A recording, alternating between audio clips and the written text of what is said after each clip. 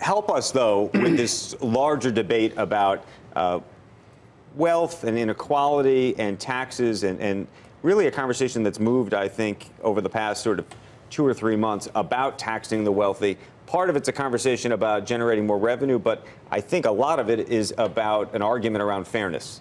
Yeah, by the way, on the last story, I think Manhattan wants to be more like Atlanta, respectfully, and less like France.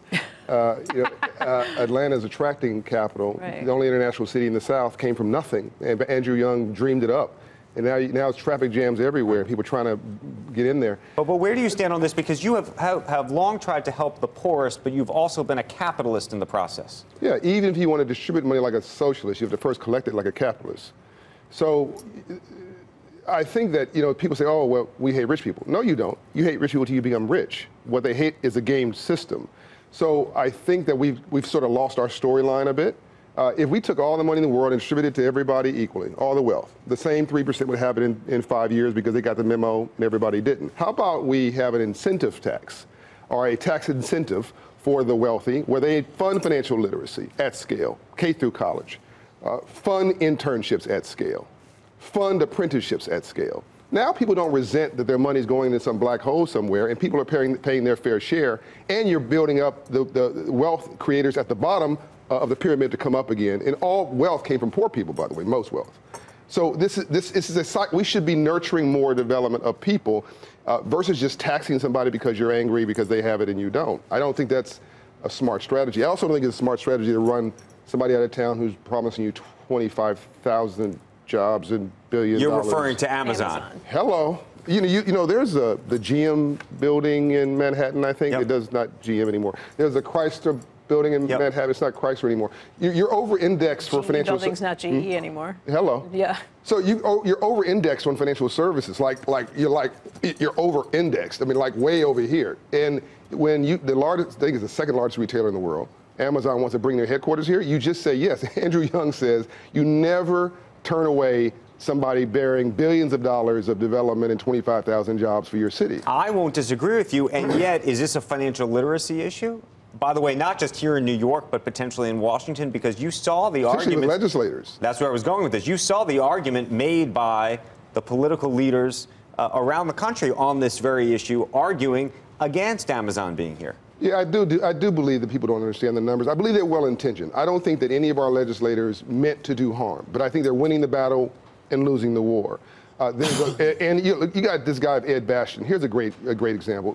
Delta Ed Airlines. Bastian, CEO of Delta. CEO of Delta just put up $1 billion, that's with a B, of profit sharing for line employees, from ramp workers to flight attendants. You wonder why people on Delta are so dang unhappy you get on the plane? It's called sharing the prosperity. Now, he's not a socialist. He's a capitalist, but they're profitable, one of the best airlines in the world. And he's on Valentine's Day, distributed $1 billion to their employees. Everybody wins, and they rise. I think we got to find union representatives and ownership representatives have to find a common ground. They got to win together because a house divided will perish. The Bible says that. Hey, John, it's never intentional. But you know where a lot of good intentions lead and the path that they pave, and that absolutely happened with the Amazon story. We're winning battles and losing wars. That was a horrific. I mean, you didn't mince words at all about what I mean. That entire situation. It's a tragedy. It's a travesty, as in fact AOC has used. Tragedy is a word she's. When you talk about the apprenticeships and when you talk about literacy, how do you fund that? Are you talking about the wealthy doing more philanthropic organized efforts? No, not philanthropy. I'm talking about taxes. I'm saying I don't mind paying taxes. I mean, I do reasonably well. So government not as well as should Andrew. fund that. I'm saying that fine. Charge me a tax. Charge my wealthy friends a tax. Right? I was with a couple of billionaires yesterday. Charge them a tax, but let that money go to fund, give me a tax break, let me rephrase it. Give me a tax break if I fund internships at scale, individually or through my business. Apprenticeships, I'm not talking about 2 or 3. I'm talking about hundreds or thousands of internships and apprenticeships. Why are we philanthropic? Because we get a tax break for it. Why do we have home ownership rates that are reasonable? There's a tax break for it. We respond to incentives. Incentivize the creation of wealth and opportunity and job skills at the bottom of the pyramid, because 85% of the jobs we have today, poof, are going to go away because they're retail jobs, robotics, AI, et cetera. We've got to reimagine our economy and upgrade capitalism. It needs a software upgrade. I have a philanthropy question for you, since you run a philanthropy. Yeah. How do you feel about taxing philanthropy in any way, shape, or form? And the reason I hold on. Wait, get the camera on him. Get a camera on him, not on me. The reason I asked the question. Don't we have enough problems? Hold on. The reason I asked the question is I need some more of his money. I don't need to tax me. There's an argument that has been made that some philanthropy, especially at the top level, means that certain people, that effectively the philanthropy is subsidized by all the other taxpayers, meaning if you're able to direct your own money without it ever getting into the system, right? So for better or worse, I think Bill Gates is doing fabulous work, okay? So I don't want to diminish anything that he's doing. However, he's getting to choose where his money effectively is going.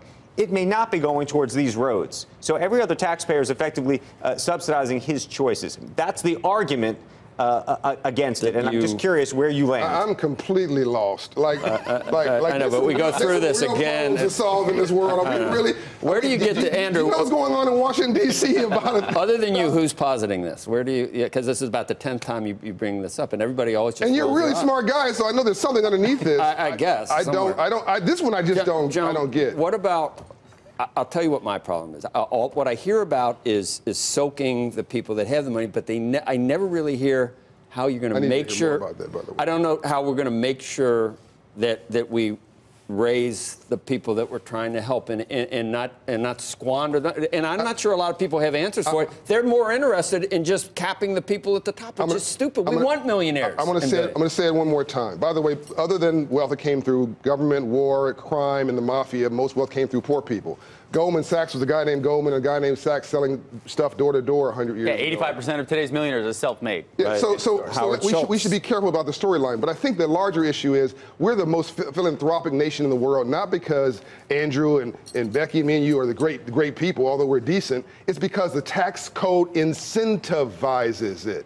What we have to do is have a tax code, not good intentions. John, you can't feel virtuous when you're saying it that way. You can't virtue signal. You can't feel good about yourself. You can't talk about fairness. You can't talk about injustice. You can't do any of the things that people feel so much better about themselves. Oh, you feel really good when you're funding 1,000 interns who don't look like you. It's called the real world. I'll make you an honorary black man. You want results, or you want to feel good on the? You want results, or you want to feel good on the front end? Why? It's not a false choice. You can do well and do good. I think the wealthy I've talked to a number of them. The wealthy that I've talked to would be honored to know that if they're paying more in taxes, it's going to something targeted and progressive and positive and specific, like internships. So if they say, look, I'm going to lay X millions of dollars of my money to make a long-term commitment to internships or apprenticeships, and as a result of that, I'm going to get some kind of a tax relief, tax acknowledgement. Now, if that money didn't go in their pocket, they had to lay it out. It wasn't, you can't, no shell game, real cash. Okay, that benefits everybody, and it's effectively the same as me writing a check to the tax man. I think that's virtuous. I think that's the best of America, frankly.